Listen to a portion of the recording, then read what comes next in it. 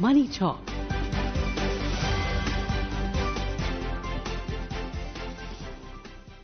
This is Akashvani. In the program Money Talk, now we bring you a discussion on Dhruv64, a milestone in India's semiconductor revolution. The participants are Prasoon Sharma, IT expert, and Lalima Neja Dang, anchor.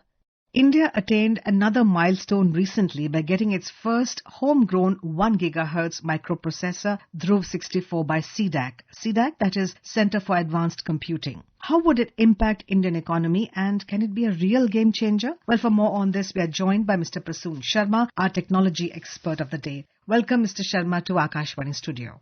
Namaskar and thanks for having me. Prasoonji, is Dhruv64 really going to be a game changer for the Indian industry? I'm asking this because we've had Indian-made processors like Shakti made in 2018 by IIT Madras, Ajit by IIT Mumbai in 2018, Vikram in 2025 made by ISRO. So how does Dhruv64 have an edge over all these processors? The game changer is the attitude of the current government. The way they are handling this and with the importance they are handling this is very, very critical, not only for India, but whole chip ecosystem globally, because everybody is facing challenges creating a chip ecosystem within global arena as well as for the individual countries also, because there is a heavy dependency of one country. And this particular chip, Dhruva chip, which you mentioned, is based on open source RISC-V. So that also gives an opportunity without giving any license fee. We can develop our own chips, which in a general layman term, it's a brain for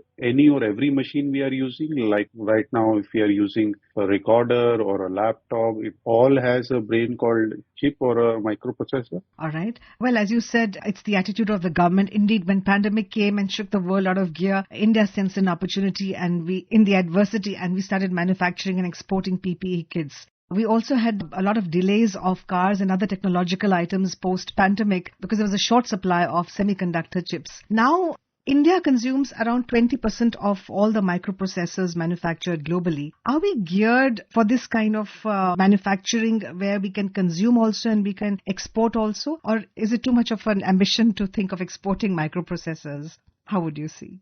I see it's a pure evolving of a new industry, and it's not just one or two initiatives. It's a whole gamut of initiatives which are interconnected, like India Semiconductor Mission, which is providing around 1.6 lakh crore of fund for semiconductor ecosystems, and they are inviting global players also. Secondly, for our in-house startups, there was a program called Chips to Startups program, and that has been implemented or initiated around 113 institutions pan-India, and there are many startups who are like designing it, are contributing to this particular ecosystem. And then we also have the design link incentive scheme also for integrated circuits, chip systems, and any ecosystem related to chip manufacturing and designing also. And as you said, globally, India is a house of around 20% of chip design talent. We are already doing this for big names. Our engineers are there designing their chips. And now what we are trying to do is we are bringing other supply chain stakeholders also. Previously, we were just designing and these chips were manufacturing or assembled outside of India. But with this initiative and the whole ecosystem development from the government, whether it's India Semiconductor Missions, Digital India RIC-V program, Chips to Startup program, design link incentive schemes, this has created a whole ecosystem for this semiconductor industry, which will, as you rightly said, will fuel our other industries also, because whether it's a mobile phone, you have a chip in this, whether you are using home appliances like TV or your refrigerator, your washing machines, they all have inbuilt microprocessors which helps them to decide. And that is what our internal or domestic consumption is huge. So whosoever, whether it's our own startup or these semiconductor manufacturers are coming to India,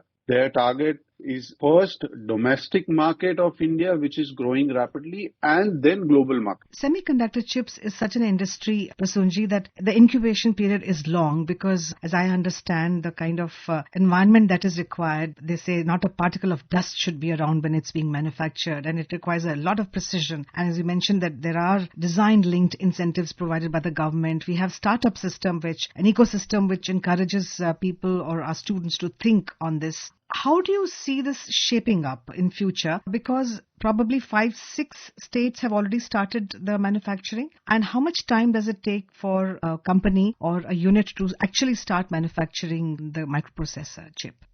If you see, in past, it used to take around a decade to establish this whole ecosystem of semiconductor manufacturing because it's a long supply chain and there are multiple stakeholder dependencies. But our current government's initiative, if you see the speed, they have shortened the period to at least 2 to 3 years, and we have started giving first lot of chips to our market players already. And you rightly said about some special cases where there should be no dust particle and the hygiene is very, very critical. So not only in India, we have on-ground support, but this can also link to our space capabilities because India is with the best quality, the cheapest space solution providers, where these semiconductors companies who are looking to establish such kind of facilities in space can also utilize India's space sector also. So this is an add-on advantage.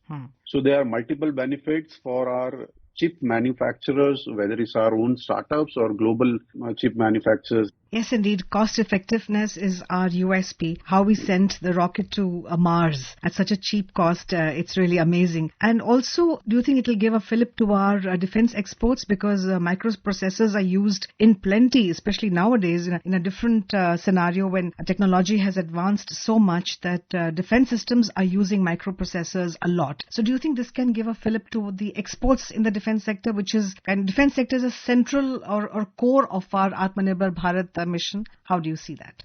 Yes, very, very important and critical sector, and which is heavily dependent on semiconductors, whether it's a warfare where you are using drones. And I think in a few of our operations, we have successfully showcased our capabilities in this, specifically Sindoor operation. Right. So our drones were there and most of the hardwares were homemade, domestically indigenous technology. So that will give a big boost for our warfares. Even for, information sharing, whether if you want to have advanced radar systems which can process information very fast and, give predictive analysis for this, there also you'll be needing chips. So before anything happens, we can be ready and our defense system would be on alert. So all this happens because of enhanced communication and also data processing. So all these things dependent on integrated circuits, chips. And the new foray in warfare is autonomous systems, whether you just program a drone or you also program a missile system which just hit the target as very precisely as you gave a command to them. All these things happens because of these multiple chipsets, integrated circuits. And when we have this home build, it will give us a tremendous support, or I would say strength, to our warfare, to our army and to our security. And secondly, to our export, because trade for war-related equipments or warfares is mainly based on trust. So nations who trust more India's capability and soft power, and they know or they rely on India as a reliable partner. And most of the countries, they see India as a neutral or a partner which is globally acceptable, but they will not hand twist them when they really need such kind of support, maybe in case of war or some internal issues. So this will give mega boost for our export in defense related ecosystem, whether it's offensive defense or attacking defense, both sides. Yes, indeed, you talked about Operation Sindoor. The success of Operation Sindoor actually has boosted our morale because extreme precision was required, and as you mentioned, most of the hardware was indigenously made in India, and that has actually boosted our morale. Prasoonji, what has been the role of MeitY? MeitY is the short form of Ministry of Electronics and Information Technology in the semiconductor initiatives, especially in policy making, in policy support, in funding. So they are like, I would say, nurturer of this whole ecosystem. MeitY is a ecosystem which is providing, like we also run a startup, we got grants from them, not only grants, you can also apply for patents and you can do a feasibility analysis of your patent globally so that you know whatever you are building, it's like of world-class global standards. Not only they give you initial funding or grant, they also connect you the real users. So they create a whole ecosystem for that, and they are enablers, like a big mentor in the whole ecosystem, providing resources, providing technology experts, providing institutions, and like some rare access, like India is, I think, the only country which did a public procurement of GPUs and are providing on a very nominal prices to their startups, their MSMEs. So these kind of exclusive resources are provided by MeitY, which enables our startups or domestic players who are working or who are eager to work in semiconductors or defense related ecosystem. So I think MeitY is a backbone for this whole ecosystem structuring and then enabling this whole structure to deliver this not only for countries' benefit, but for benefit of whole global semiconductor ecosystem. Undoubtedly, we have created an ecosystem where we are encouraging innovation and, of course, self-reliance. When we talk about Dhruv64, Prasoonji, how does it reduce reliance on imported chips and takes us a step closer to Aatmanirbhar Bharat? If you see even for our daily routine, whether we are using some electronics in our kitchen, to our daily commute, whether you are using your car, to our border forces where they are using radars or drones, every aspect of electronics supply chain need microprocessors. And almost 100% of that we were importing in past. Now we have our own Dhruv64 and other related chipsets which we are developing. This will contribute to Aatmanirbhar Bharat in a true sense because we were heavily relying on external forces for this particular very critical aspect, whether it's economy or whether it's our security or even for our common information processing also, whether our broadcasting system. So this mission is not only critical for our economy, but also for our internal security also. And these aspect of creating our own semiconductor or microprocessors gives an edge and self-reliance. This also gives our leadership leverage to take strong decisions like we did in Sindoor because we have our inbuilt capabilities and we know that if we need more or we need more precisions, we can develop our own. Otherwise, if we are dependent on third party, then we are dependent on even on our capabilities or we have to request some. Even for customization, we are dependent on their technology. And this is a new Bharat. And these kind of initiatives are building base for Bharat as a global power with a big, strong base of technology, innovation and self-reliance. So we can say that Dhruv64, being India's first fully indigenous 1 gigahertz 64-bit dual-core microprocessor developed by CDAC, will be a great game changer for our country. Thank you very much, Prasoonji, for talking to us. Thank you. Thanks a lot. You were listening to a discussion on Dhruv64, a milestone in India's semiconductor revolution.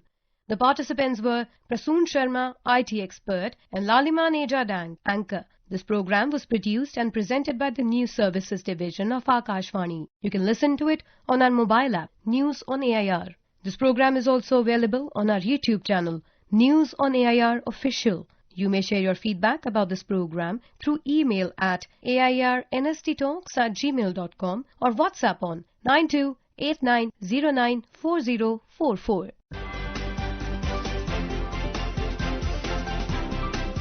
Money Talk.